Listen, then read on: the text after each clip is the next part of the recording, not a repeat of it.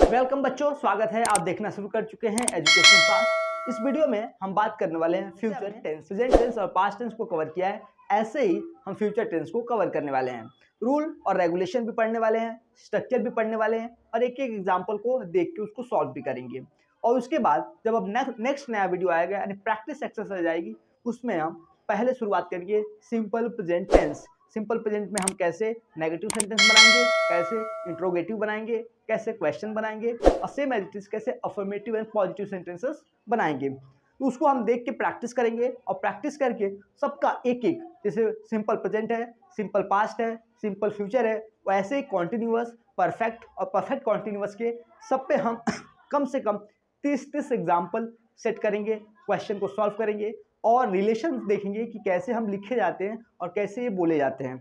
Correct? क्योंकि हिंदी से हमें रिलेशनशिप इंग्लिश में चाहिए तो ही हम सेंटेंस को फ्रेमिंग करते हैं। क्योंकि जो हमारा हिंदी बैकग्राउंड है, जो इंग्लिश बैकग्राउंड नहीं है, तो हम पहले हिंदी में सेंटेंस को यानी वर्ड्स को सोचते हैं और उसके बाद हम बोलते हैं। तो आइए वीडियो का शुरुआत करते हैं।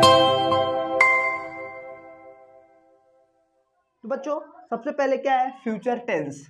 क्या है? फ्यूचर का मतलब ही है, यहाँ पे मैं थोड़ा सा आपको दो चीजें समझाने की कोशिश करता हूँ। फ्यूचर टेंस और फ्यूचर टाइम मैं बात कर रहा हूँ। फ्यूचर टेंस तो ये तो ग्रामर का पार्ट है, इसका कोई प्रॉब्लम नहीं है, लेकिन मैं एक और बात कर रहा हूँ यहाँ पे फ्यूचर टाइम। अब ये फ्यूचर टाइम क्या है? कहेंगे यार ये तो दोनों ही है, क्योंकि टेंस का मतलब भी तो टाइम ही होता है। टेंस का मतलब टाइम यानी एक्शन, ओके, टाइम और एक्शन, टेंस और ये फ्यूचर टाइम। जरा यहाँ पे मैं दो सेंटेंस लिखता हूँ और उसको जरा ऑब्जर्व करिए, आप अपने ध्यान में सोचिए। करेक्ट ना? अपने दिमाग लगाइए जरा। देखिए यहाँ पे क्या लिख रहा हूँ, I will go to market. Correct? मैं ये क्या लिखा गया है, I will go to market. एस बच्चों क्या लिखा है, I will go to market, हाँ कि ना? तो ये देखिए ये फ्यूचर में बनाया गया है। कब? ये बोल रहा है कि मैं मार्केट जाऊंगा। कब जाऊंगा? कल जाऊंगा। ऐसा तो नहीं है, लेकिन ये बोला मैं जाऊंगा, लेकिन हम मान लेते हैं कल जाएगा। मैं क्या लिखूंगा, I will go to market tomorrow. Correct? Tomorrow. Okay, बात समझ में आई? I will go to market tomorrow यानी मैं कल जाऊंगा। देखिए यहाँ पे सेंस समझिए, I will go to market tomorrow. Okay, अब I will go to market tomorrow, इसका मतलब क्या है? सेंस कर रहा हूं मैं कि मैं कल जाऊंगा। ये पॉसिबल है नहीं है, कंफर्म नहीं है, ये जाऊंगा ही मैं कल मार्केट, सिर्फ एक सेंस है। एक मेरे को लग रहा है कि मैं कल शायद मार्केट जाऊंगा, कुछ घट जाएगा तो मैं लेने जाऊंगा। तो मैं क्या बोल रहा हूँ, I will go to market tomorrow. यानी फ्यूचर टेंस में जो फ्यूचर यानी सिंपल फ्यूचर होता है, वो क्या करता है, सिर्फ और सिर्फ सेंस देता है फ्यूचर टाइम का। क्या देता है? सेंस देता है, वो कंफर्म नहीं होता है। लेकिन मैं यहां पे लिखता हूं I go to market. I go to, क्या लिखा है, I go to market tomorrow. ठीक है, क्या लिखता हूं, I go to market tomorrow. अब यहां पे देखिए ये भी, ये क्या है, प्रेजेंट में है, ये पास्ट में, लेकिन दोनों में डिफरेंस क्या है? कुछ डिफरेंस है।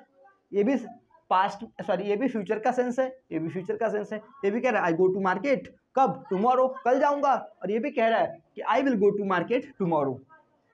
बात समझ में आ रही, मैं क्या कहने की कोशिश कर रहा हूँ? यानी दोनों का सेंस। जैसे मैं बोलता हूँ आई विल कम, क्या बोलता हूँ, आई विल कम, हाँ कि ना? और फिर मैं बोलता हूँ आई कम। ठीक है, अब आई विल कम टुमारो, ऐसे समझिए। आई विल कम टुमारो, और यहां पे बोला आई कम टुमारो।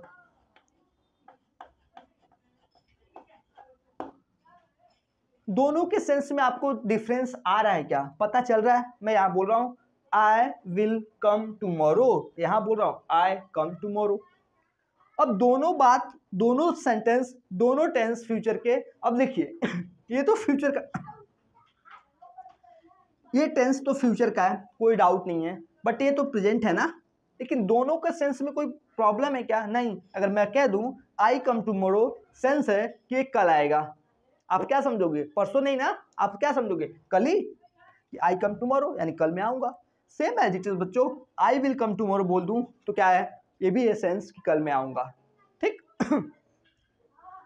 लेकिन यहां देखिए, अब अगर आप समझने की कोशिश करेंगे अगर इन दोनों में डिफरेंस को मैं बताने की कोशिश करूं तो आप बोल देंगे तो इसमें कोई डिफरेंस नहीं है, लेकिन आप लर्निंग के हिसाब से, उसके अंडरस्टैंडिंग के हिसाब से अगर समझने की कोशिश करें, आई विल कम टुमारो होता है सिर्फ एक सेंस है कि मैं कल आऊंगा।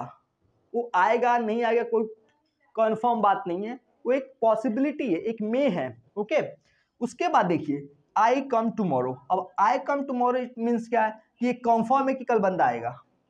वो बोल रहा है आज नहीं आऊंगा कल आऊंगा, आई कम टुमारो। बात समझ में आ रही है?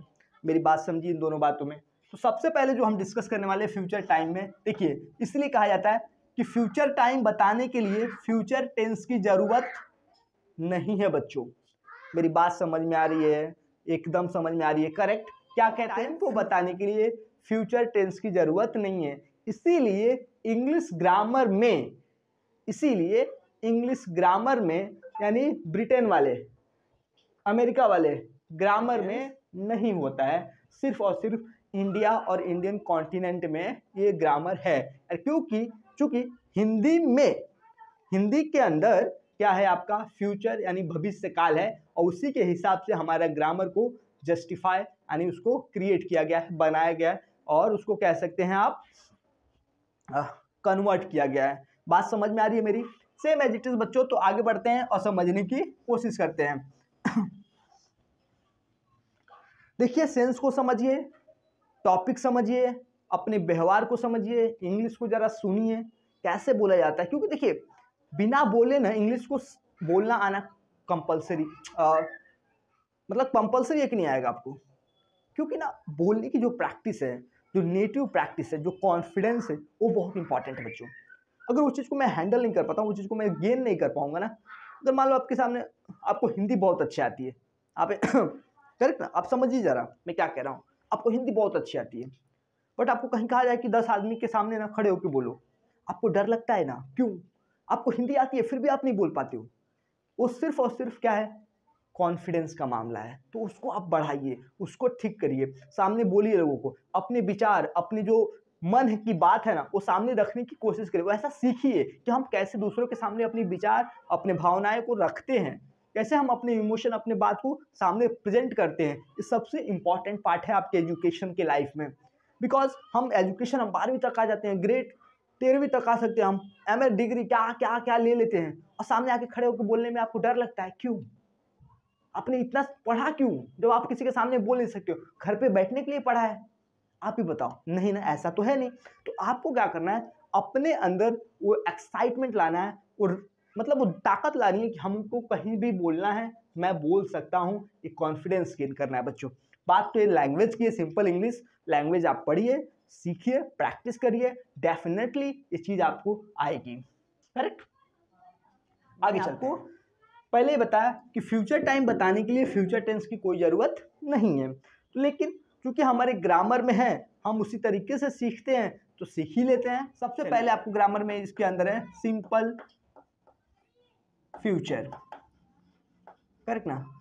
अभी दिया गया है सिंपल फ्यूचर, तो हम 3 चीज़ें सीखने वाले हैं। पहले इसमें क्या सीखेंगे, एक सेंटेंस बनाना, नॉर्मल सेंटेंस हम किसे बनाएंगे, यानी स्ट्रक्चर उसका क्या होगा, ठीक है। उसके बाद हम सीखेंगे कि उसका क्वेश्चन कैसे बनाएंगे, नॉट कैसे लगाते हैं, ठीक है। लेकिन ये सारी चीज़ें ज़्यादा बेहतर, ज़्यादा अच्छे से हम कहाँ सीखेंगे, जब इसका प्रैक्टिस सेशन आएगा बच्चों। तो आपको बिल्कुल डाउट नहीं होना है, बिल्कुल कंफ्यूज नहीं होना है।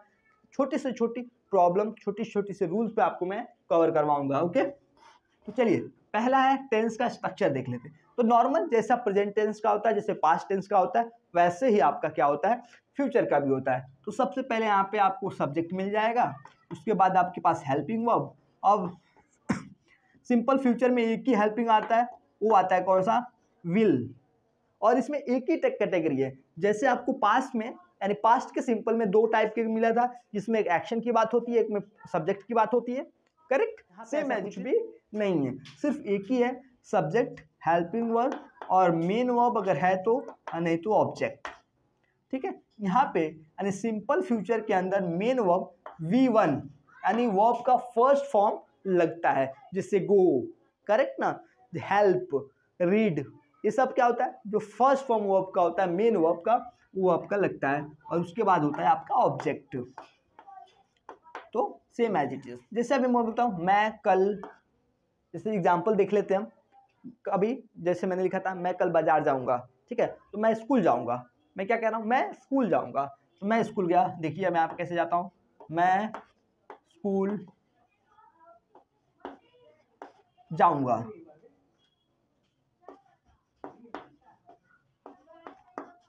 ठीक है, स्कूल जाऊंगा लिखा मैंने सेंटेंस। अब क्या लिखूंगा, सिंपली आई विल, करेक्ट ना, स्कूल जाऊंगा, I will go to school,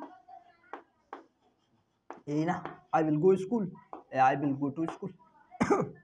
अब देखो यहाँ पर टू लगाओगे तो भी सही है, टू नहीं लगाओगे तो भी सही है। I will go school, I will go to school, कोई प्रॉब्लम नहीं है। गो टू स्कूल, अब I will go to school की जगह आप टू भी नहीं लगाओ तो भी सही है, आई विल गो स्कूल तो भी सही है, टू लगाया तो भी सही है, कोई प्रॉब्लम नहीं है उसमें।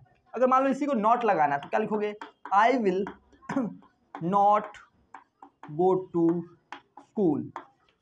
याद रहे बच्चों, मैं आपको यहाँ पे एक बात बता दूं, जो हेल्पिंग वर्ब है शैल भी लगता था पहले, यानी अब शैल नहीं लगता है। आप जहाँ भी पूरे फ्यूचर में सिर्फ विल लगाएंगे तो भी आपका कोई प्रॉब्लम नहीं है, तो भी आपको कोई गलत नहीं कहेगा, करेक्ट ना।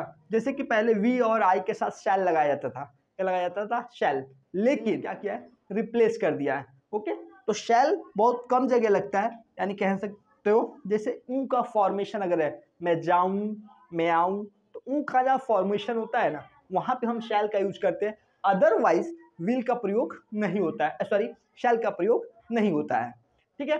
तो आप कहीं भी किसी भी सब्जेक्ट के साथ, चाहे ही हो, वो थर्ड पर्सन हो, सेकेंड पर्सन हो, फर्स्ट पर्सन, आप सबके साथ विल का यूज कर सकते हो without any problem. Okay, next है, अगर मान लो इसी को आपको क्वेश्चन बनाना है तो क्या लिखोगे आप, सिंपली विल आई, ये एस्नो टाइप क्वेश्चन है, will I go to school, कोई प्रॉब्लम नहीं है, ठीक है। और क्वेश्चन मार्क लगाना नहीं भूलना है आपको, क्वेश्चन मार्क कंपल्सरी है तो ही वो करेक्ट है, या क्वेश्चन में अगर क्वेश्चन नहीं है तो क्वेश्चन ही नहीं है, याद रखिए आप, क्वेश्चन लगाना, क्वेश्चन मार्क लगाना जरूरी है। Why will I go to school, यानी मैं स्कूल क्यों जाऊं, ये आपका क्वेश्चन हो गया, समझ में आया।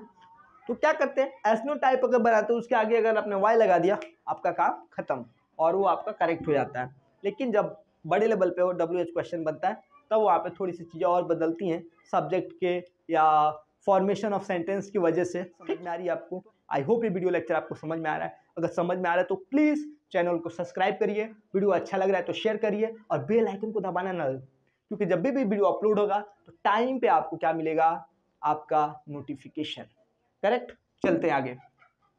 कॉन्टिन्यूअस के अंदर तो काम आपको पता है, कर रहा हूँगा, जा रहा हूँगा, ऐसी होता है, आपको पता है। लास्ट में गा आता है, अगर हिंदी मीडियम से आपको बताऊँ तो गा गा गा गे गी आता है। नाउ आपको क्या करना है, मैं पढ़ता रहूँगा, जैसे आपका कॉन्टिन्यूअस में है क्या, मैं पढ़ता रहूँगा, यानी मान लो कि कल मैं आज 6 बजे पढ़ रहा हूँ, कल भी 6 बजे क्या करता रहूँगा, पढ़ता रहूँगा, वो काम कंटिन्यू करता रहूँगा, ठीक।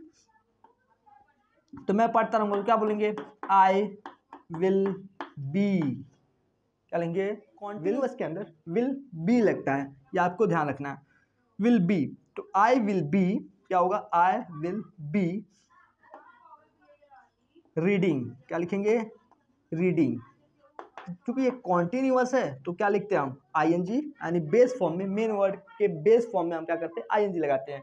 स्ट्रक्चर अगर आपको मैं यहाँ पे लिख के बता दूं तो स्ट्रक्चर इसका कैसा होता है, तो स्ट्रक्चर होता है सब्जेक्ट, ओके, प्लस विल, यानी हेल्पिंग वर्ब लिख देते हैं यहाँ पे हेल्पिंग वर्ब। हेल्पिंग वर्ब में क्या होगा, तो विल बी होगा, ये आपको ध्यान रखना है, विल बी। तो यहाँ पे मैं नीचे लिख भी देता हूँ, विल और बी, याद रहे। विल बी का यूज वहाँ पे भी होता है जब फ्यूचर में कोई काम ज़्यादा संभावना है उस चीज़ होने की, यानी ज़्यादा में है उसको होने का कि हाँ ये होगा। मेन वर्ब है तो मेन वर्ब, और उसके बाद मेन वर्ब क्या होता है, काम होता है हमारा क्रिया, उसके बाद उसमें आईएनजी, यानी बेस फॉर्म के अंदर, यानी फर्स्ट फॉर्म के अंदर आईएनजी प्लस ऑब्जेक्ट, ठीक है, जो भी ऑब्जेक्ट है, ठीक। सेम बच्चे यहाँ पे भी क्या करेंगे हम, तुम नहीं पढ़ती रहोगे। अब यहाँ पे कोई नॉट है, नॉट का तुम पढ़ते नहीं रहोगे, क्या बोल रहे हैं, तुम नहीं पढ़ते रहोगे, क्या लिखेंगे, यू, करेक्ट ना। यू के साथ भी क्या लगाते हैं हम, विल। अभी देखो जब भी नॉट लगाना है तो बच्चा विल और बी के बीच में लगाना पड़ेगा आपको, क्या लगाना पड़ेगा, विल और बी के बीच में। तो आप लिखोगे यू विल नॉट बी, क्या लिखोगे, यू विल नॉट बी, क्या नहीं करते रहोगे, नहीं रीडिंग नहीं करते रहोगे। समझ में आ रहा है आपको, समझ में आ रहा है बच्चों? आई होप आपको वीडियो लेक्चर समझ में आ रहा है और बहुत अच्छा लग रहा है, ठीक है। अगर इसी को मान लो क्वेश्चन बनाना है तो क्वेश्चन हम कैसे बनाएंगे, इसी को यहाँ ले लो, यानी एस्नो टाइप, क्या आप तुम पढ़ते रहोगे, क्या तुम पढ़ते रहोगे, तो हम क्या विल को आगे ले लेंगे, तो हो जाएगा विल आई, करेक्ट ना, विल आई बी रीडिंग, क्या मैं पढ़ता रहूँगा, ठीक, और question mark same as it is, इसको अगर इसको ले जाएंगे यहाँ पे तो क्या हो जाएगा, will you not be, correct, not be reading.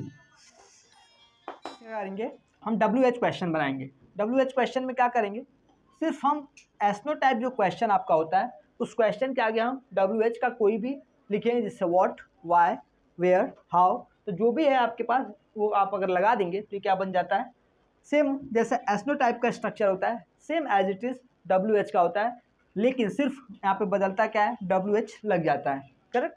तो ये हमारा कॉन्टिन्यूअस था। कॉन्टिन्यूअस के बाद हम सीखेंगे फ्यूचर, करेक्ट, परफेक्ट फ्यूचर।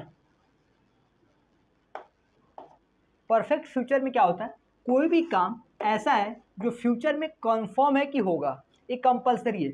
जैसा आपका सिंपल प्रेजेंट होता है, सिंपल फ्यूचर होता है, उसमें आपको एक कंफर्म नहीं होता है कि वो काम होगा, वो सिर्फ एक एहसास होता है, बस एक आपके पास पॉसिबिलिटी हो कि हाँ वो काम होने वाला है फ्यूचर में। लेकिन परफेक्ट फ्यूचर का मतलब होता है कि वो कंफर्म है कि फ्यूचर में वो काम होने वाला है।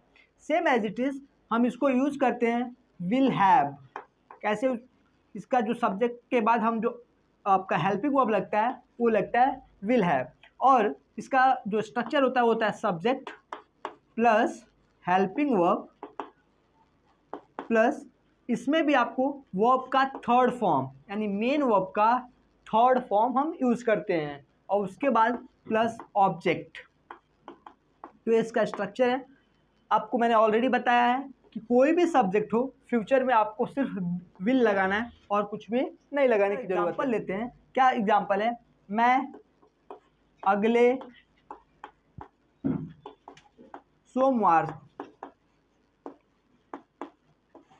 सोमवार तक, कब तक, यानी मैं अगले सोमवार तक क्या करूंगा, तो एग्जांपल यहाँ पे लिखा गया है, मैं सोमवार तक मैं इस काम को कर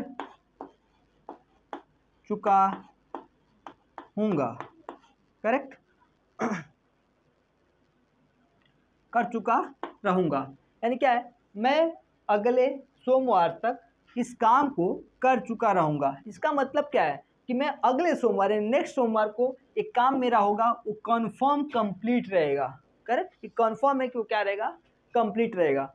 यही जैसे हम सिंपल फ्यूचर की बात करते हैं तो सिंपल फ्यूचर में बच्चों आपको क्या सिर्फ एक सेंस बताया रहता है कि एक काम जो है वो फ्यूचर में होने वाला है, लेकिन यहाँ पर यानी फ्यूचर, परफेक्ट फ्यूचर में आपको एक काम क्या है, कंफर्म है कि वो कंप्लीट रहेगा, कोई भी काम हो।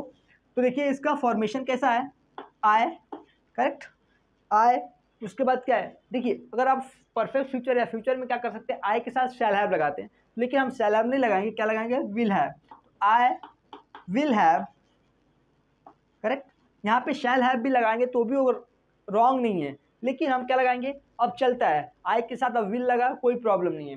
तो आई विल हैव कंप्लीटेड, क्या लिखेंगे, कंप्लीटेड,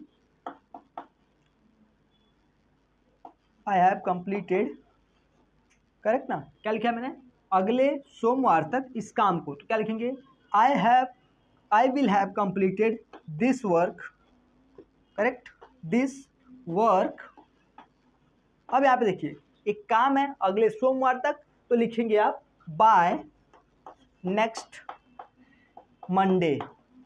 आपको ये ध्यान रखना है, तो हम क्या यूज करते हैं, नेक्स्ट और बाय, करेक्ट, तो बाय नेक्स्ट मंडे, सिर्फ बाय मंडे लिखेंगे तो भी जब जैसे ही बाय आया इसका मतलब अंडरस्टूड है कि ये नेक्स्ट मंडे की यानी अगले मंडे की हम बात कर रहे हैं। क्यों, क्योंकि फ्यूचर में कभी भी जब भी टाइम को रिप्रेजेंट करना है, फ्यूचर टाइम को, तो हम बाय यूज़ करते हैं। सेम बच्चों, अगर इसी को क्वेश्चन बनाना है यानी यस नो टाइप, मैं कब तक काम कर चुका रहूँगा, तो ये क्या कहेगा, ये आ जाएगा यहाँ पे विल। क्या मैं, अब जैसे क्वेश्चन बन जाए, क्या मैं अगले सोमवार तक इस काम को कर चुका रहूँगा, यानी मैं पूछ रहा हूँ अपने आप से क्या मैं इसको कर चुका रहूँगा। तो इसको कुछ नहीं करना आपको, यहाँ पे क्वेश्चन बनाने के लिए आपको इसी को क्या करना है, विल को सब्जेक्ट से पहले लिख देना है और ये आपका क्वेश्चन बन गया। क्या हो रहा है, will I have been completed this work by next Monday.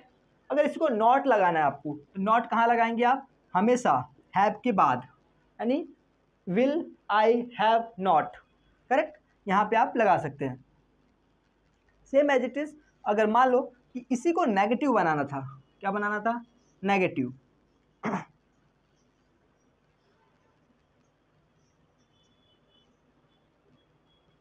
ठीक अगर मान लो इसी को नेगेटिव बनाना है तो क्या करेंगे आप, विल है, ऐसे नहीं, ऐसे नहीं, पहले नेगेटिव बनाते हैं फिर क्वेश्चन। अगर मान लो बच्चों इसी सेंटेंस को आपको क्या करना है, नेगेटिव बनाना है, तो आप नेगेटिव कैसे बनाएंगे, I will not, correct, I will not, यानी विल और हैव के बीच में आपका नॉट आना चाहिए। I will not have completed, correct, completed this work by next Monday, correct. Same as it is, अगर आपको इसको क्वेश्चन बनाना है तो आप क्या करेंगे, विल को पहले लेके जाएंगे। तो कौन सा क्वेश्चन होगा, एस नो टाइप क्वेश्चन होगा। और ये कैसे हो जाता है, तो will I not have, correct, completed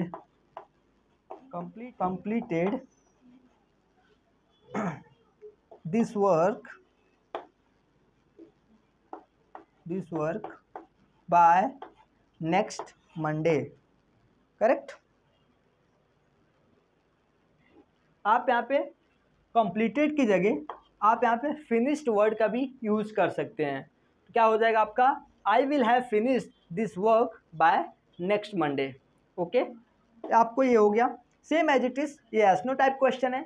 इसी को मान लो आपको WH क्वेश्चन बनाना है, तो आपको यहाँ पे आपको क्या करना पड़ेगा, लगा दो व्हेन। तो ये क्वेश्चन पूछ रहे हैं हम, सॉरी, यहाँ पे when will I have not have been completed this work, correct. तो यहाँ पे आपका, यहाँ पे आंसर दिया गया है नेक्स्ट मंडे, तो आपको टाइम पूछा गया है कब, तो यहाँ पे क्या करोगे आप, क्वेश्चन मार्क लगा दोगे। सेम एज इट इज, यहाँ पे भी क्वेश्चन मार्क लगेगा। ये आपका परफेक्ट फ्यूचर ऐसे आपको करना है, ओके बच्चों। हम नेक्स्ट सीरीज में, यानी जब हमारा प्रैक्टिस सेशन चालू हो जाएगा, तब इसको हम सेंटेंसेस के और टेंसेस के माध्यम से बना के इसको प्रीफर करेंगे, समझेंगे ये कैसे पूरा हो रहा है। परफेक्ट है फ्यूचर कॉन्टिन्यूअस आपका क्या होता है, तो फ्यूचर पे कोई काम होगा, एक पर्टिकुलर टाइम के बाद वो शुरुआत होगा। जैसे मान लो कल मैं 10 बजे से पढ़ूंगा, कितने बजे, 10 बजे से मैं क्या करूंगा, पढ़ने बैठूंगा। तो पिछले और आगे, यानी आगे 10 बजे, यानी कल के 10 बजे में, यानी जैसे आपको हमने पास्ट में और प्रेजेंट में क्या पढ़ा था कि कोई काम एक पर्टिकुलर टाइम से चलेगा। Same as it is future perfect continuous में आपको क्या करना है, वो एक टाइम होगा पर्टिकुलरली जो क्या होगा, टाइम से चलेगा, यानी आगे के, यानी कल से क्या होगा, वो चालू होगा। यानी कल 10 बजे से मैं क्या करूँगा, पढ़ने बैठूंगा, ठीक है ना। ये आपका, यानी वो कहीं भी हो, चाहे वो प्रेजेंट हो, चाहे पास्ट हो, चाहे फ्यूचर है बच्चों, वो आपका एक पर्टिकुलर टाइम से वो काम चालू होगा, ठीक है। या हुआ था, यानी जैसे पास्ट में है तो मैं 10 साल से रह रहा था, करेक्ट ना, मैं 10 साल से रह रहा था। अभी क्या है, 10 साल से रह रहा था, यानी पर्टिकुलरली वो 10 साल से बोल रहा है कि मैं 10 साल से यहाँ रहना शुरू हो गया, तो वो काम रहना उसका 10 साल पहले से था, ठीक है ना। तो सेम एज इट इज आपको ध्यान रखना है, ये भी क्या है, एक कंटिन्यूअसली है, लेकिन ये टाइम दिया रहेगा, आपको ये ध्यान रखना है, ओके। तो इसका एग्जाम्पल देते हैं और देखते हैं कि कैसे इसको बनाते हैं। तो इसमें आपका यूज क्या होता है, सेम एज इट इज यहाँ पे यूज होता है विल हैव बीन। क्या यूज होता है, विल हैव बीन, ये आपको ध्यान रखना है। हेल्पिंग वर्ब, किस टेंस के अंदर कौन सा हेल्पिंग वर्ब यूज होता है, आपको हमेशा ध्यान रखना है, ये भूलना नहीं है। ये नहीं कि आज सीख लिया और भूल गए, तो ऐसा आपको कभी भी नहीं करना है बच्चों। Present sorry perfect future continuous में विल हैव बीन यूज किया जाता है। ठीक है, ये प्राइमरी ऑक्सिलरी है, मैंने ऑलरेडी आपको बताया हुआ, दो टाइप के ऑक्सिलरी होते हैं, सेकेंडरी और प्राइमरी। तो टेंसेस के एरिया में, यानी जिसमें एक्शन वाले सेंटेंसेस होते हैं, उसके अंदर हम क्या यूज करते हैं, प्राइमरी ऑक्सिलरी यूज करते हैं बच्चों। ओके, वह एक घंटे से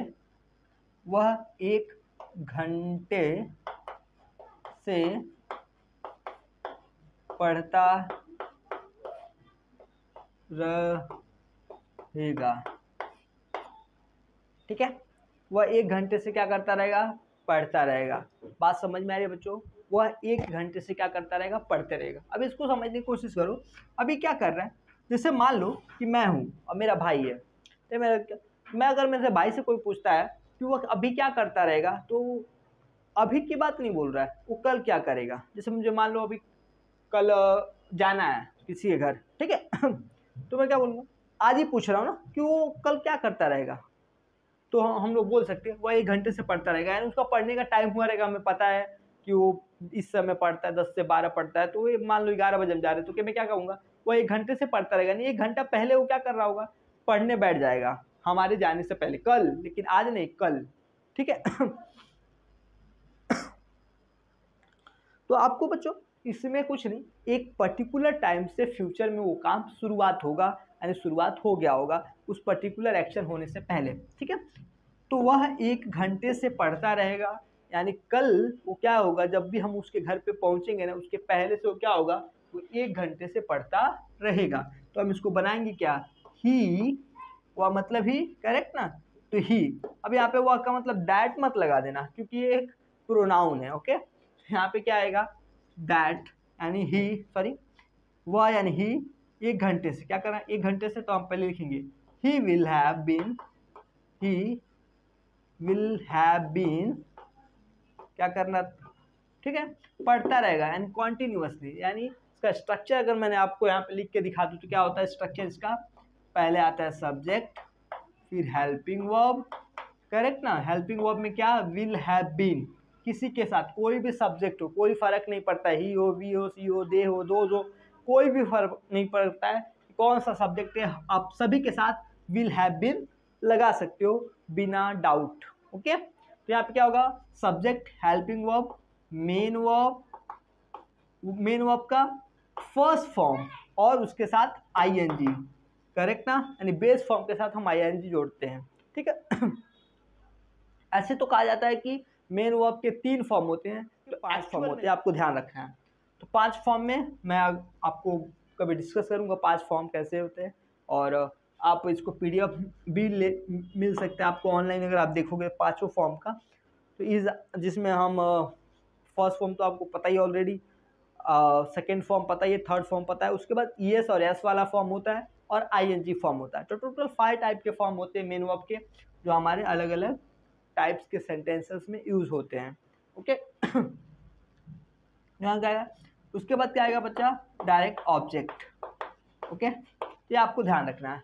यहाँ पे अगर मैंने सेंटेंस को पूरा करूँ तो क्या बनेगा, ही विल बी क्या करता है, 1 घंटे से पढ़ता रहेगा, ही विल बी क्या, स्टडिंग, क्या होगा, आईएनजी, तो स्टडिंग। ठीक है, he will be, sorry he will have been studying, कब से, तो 1 घंटे से। तो बाय, फ्यूचर में कभी भी आपको टाइम बताना है तो हमेशा आप याद रखो बच्चा, बाय यूज करोगे। क्या यूज करोगे, बाय। पास्ट में और प्रेजेंट में हम सिंस और फॉर यूज करते हैं, आपको पता ही है सिंस कब यूज करते हैं और फॉर यूज करते हैं, मैंने ऑलरेडी बताया है। सिंस हम यूज तब करते हैं जब आपके पास एक इनिशियल टाइम ऑफ पीरियड दिया जाता है, और हम फॉर तब यूज करते हैं जब आपका ड्यूरिंग दिया गया, यानी पूरा पीरियड, यानी 2 साल, 3 साल, 6 महीना, तब हम क्या यूज करते हैं, फॉर यूज करते हैं। सेम एज इट इज जब हम फ्यूचर टाइम को रिप्रेजेंट करते हैं तब हम बाय से उसको डिनोट करते हैं, दिखाते हैं। तो बाय, तो देखिए यहाँ पे स्टडिंग बाय क्या करते हैं, 1 घंटे से, ठीक है, बाय 1 हावर्स। ठीक है, तो 1 हावर है तो आप हावर लिखोगे। ओके, आपको समझ में आई क्या किया मैंने। तो he will will have been, correct ना, he will have been studying by 1 hour. इसी को नेगेटिव सेंटेंस बनाना तो मैं कैसे बनाऊंगा, और इसी को नॉट, वो क्या, वह 1 घंटे से नहीं पढ़ता रहेगा, वह 1 घंटे से ना, तो हम क्या करेंगे यहाँ पे कुछ नहीं, नॉट लगा देंगे, तो ही विल, ठीक है, ही विल नॉट, क्या, ही विल नॉट, उसके बाद हैव बीन एक साथ लिखो, तो यहाँ पे हैव बीन, ये आपको ध्यान रखना है, विल के साथ नॉट आएगा, उसके बाद हैव बीन जो भी आपके पास है, और उसके बाद स्टडिंग स्टडिंग बाय 1 आवर्स, ठीक है, ये आपका सेंटेंस बन गया, ठीक है, studying by 1 hours, not simply आपको विल के बाद नॉट लगा देना है। सेम एज इट, अगर मान लो उसको क्वेश्चन बनाना है, क्या वो 1 घंटे से नहीं पढ़ता रहेगा, ठीक है, तो यहाँ पे आपको एस्नो टाइप क्वेश्चन बनाना है, तो विल को यानी सब्जेक्ट हेल्पिंग वर्ब को सब्जेक्ट से पहले लेके जाओ, ठीक तो यहाँ पर देगा विल ही नहीं पढ़ता रहेगा और पढ़ता रहेगा, ये दोनों बना, क्या वो 1 घंटे से पढ़ता रहेगा, क्या वो 1 घंटे से नहीं पढ़ता रहेगा, एक क्वेश्चन है ना, क्या वो 1 घंटे से पढ़ता रहेगा, नहीं पढ़ता रहेगा, तो आप दोनों बना सकते हो। अगर नॉट लगा के बनाना तो क्या बने, will he not have been, correct, studying by 1 hours, question mark last में, लास्ट में आपका क्वेश्चन मार्क। उसके बाद सेम एज इट इज बच्चों, अगर आपको इसको WH क्वेश्चन है तो क्या बनाओगे, आपको क्या वह, हमने क्या बनाया, क्या वह, यानी आपका क्या पहले आया, अब बाद में क्या बाद में आ जाता है, वह क्या पढ़ रहा होगा 1 घंटे से ना, बोलते हैं ना सर, वह क्या पढ़ रहा होगा 1 घंटे से, व्हाट विल ही नॉट, या he will have been studying by 1 hours, a question mark. आपको बात समझ में आ रही है, आई होप ये वीडियो लेक्चर आपको समझ में आ रहा है, बहुत सिंपल है बच्चों। टेंसेस को देखिए, बात यहाँ पे आसान और हार्ड की नहीं है, बात यहाँ पे है प्रैक्टिस की।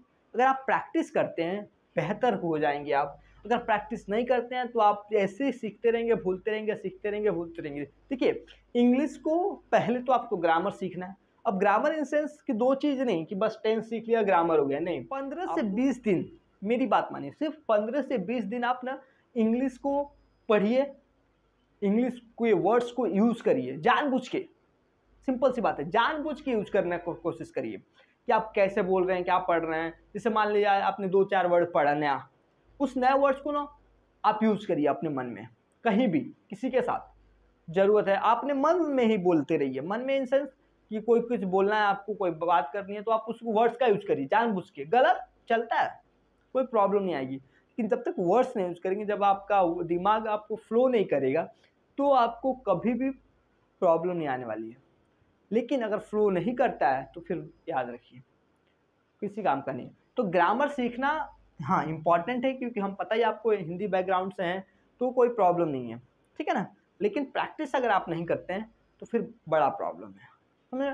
तो बैकग्राउंड कैसा भी हो, प्रैक्टिस आपको अच्छा बना सकती है। तो आप हमेशा ध्यान रखें कि आप किस चीज़ को कैसे पढ़ रहे हैं, क्या पढ़ रहे हैं, कितना प्रैक्टिस कर रहे हैं। इंग्लिश आपको सीखना है तो बोलने की और लिखने की, ऐसे हम परफेक्ट फ्यूचर को करते हैं। तो ये आपका स्ट्रक्चर है, और ये आपका नॉर्मल अफर्मेटिव यानी पॉजिटिव सेंटेंस। उसके बाद आपके पास इसको हम बोलते हैं नेगेटिव सेंटेंस, करेक्ट।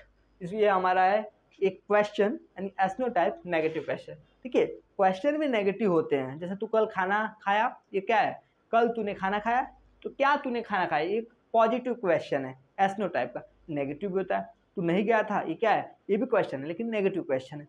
तो क्वेश्चन भी पॉजिटिव और नेगेटिव होते हैं, ठीक है।